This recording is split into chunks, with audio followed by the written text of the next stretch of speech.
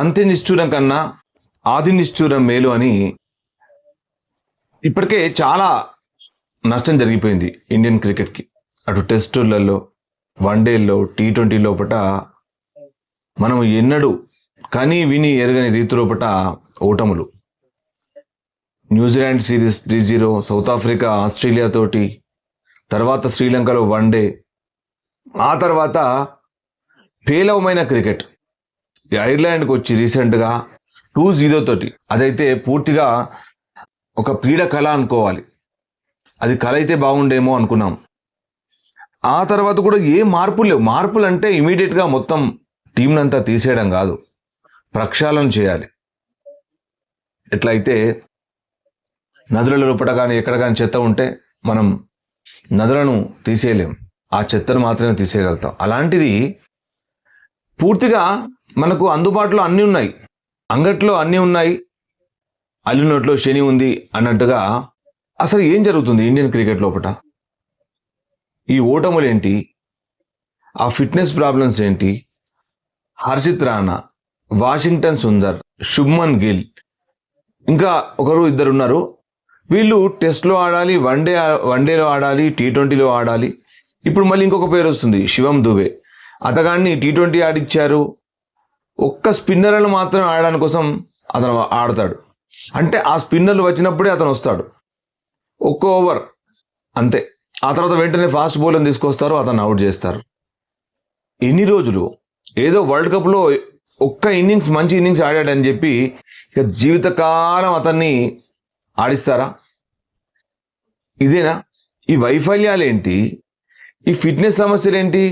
శుభ్మన్ గిల్ ఆడేది test, one day captain, test captain. అతన్ని T20లో ఆడించాలని చూసావు, అది జరగలేదు. ఇప్పుడు అతను ఫిట్నెస్ సమస్యలతో బాధపడుతున్నాడు. దానికి కారణం ఎవరు? అరే ఇదేంటి? అతను అన్ని ఫార్మాట్లో ఎందుకు ఆడాలి? T20లో మనం ఫెయిల్ అవుతుండొచ్చు, కానీ T20కి తగ్గ బ్యాటింగ్ అతని దగ్గర లేదు.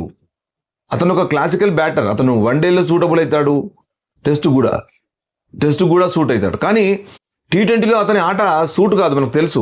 అభిషేక్ శర్మ ఫెయిల్ కావచ్చు, వైభవ్ సూర్యవంశీ ఫెయిల్ కావచ్చు, సంజు శాంసన్ ఫెయిల్ కావచ్చు, కానీ వాళ్ళ ఆట T20కే సూట్ అవుతుంది. కానీ ఇక్కడ శివం దుబేది కానీ, నువ్వు అనుకున్న శుభ్మన్ గిల్ కానీ, అలాగే వాషింగ్టన్ సుందర్ అయితే అసలు 3 ఫార్మాట్లో ఆడగలిగే ప్లేయరే కాదు. అతను ఇంకా రంజీ ట్రోఫీ ఆడుకోవాలి.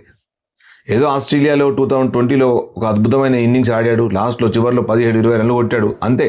దాన్ని పట్టుకొని అతన్ని జీవితకాలం ఆడిస్తూనే ఉందామా? ఆలు మాత్రం రావు, కానీ అగ్రతాంబూలం కావాలి. ఇప్పుడు బేసిక్సే లేనట్టుగా మరి T20 ఆడడం, అలాగే అన్ని ఫార్మాట్లో కొంతమంది ప్లేయర్లను మాత్రమే ఉంచాలని ప్రయత్నం చేయడం, ఇదంతా అభిమానులకు కనిపిస్తుంది, కానీ మరి ఒక పెద్ద ఆర్గనైజేషన్కి కనిపించట్లేదా? BCCI కనిపించట్లేదా?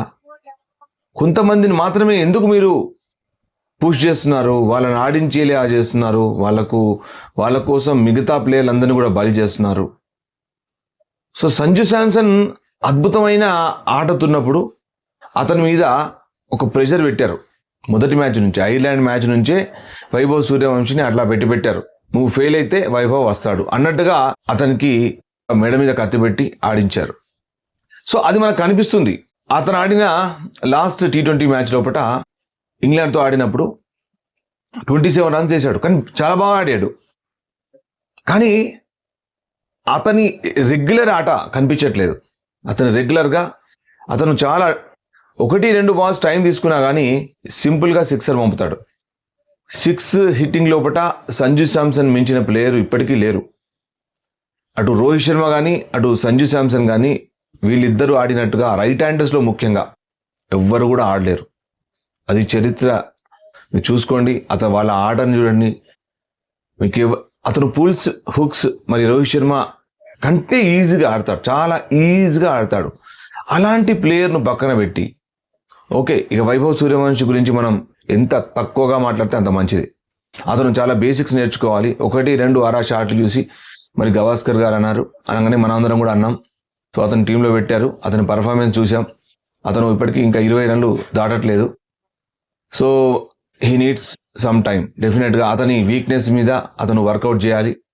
అలాగే ముఖ్యంగా దుబే, ఈ శివం దుబే గురించి కూడా సెలెక్టర్లు ఆలోచించాలి. అతనికి ప్రత్యామ్నాయం ఆలోచించాలి. ఆల్రౌండర్లకు ప్రత్యామ్నాయాలు కనుక్కోవాలి. అలాగే షెగ్డెగ్గడ మరి ఒకవేళ అతని దగ్గర ఆట ఉంటే కనీసం అతనికి ఒక 10-15 మ్యాచ్లు కంటిన్యూస్గా అవకాశం ఇవ్వాలి. షెగ్డెగ్ కానీ నితీష్ కుమార్ రెడ్డి కానీ. అలాగే ఇంకొకటి నాకు అర్థం కావట్లేదు, కుల్దీప్ యాదవ్ను ఎందుకు తీసుకుపోయినట్టు? అతను తీసుకుపోవడం ఎందుకు?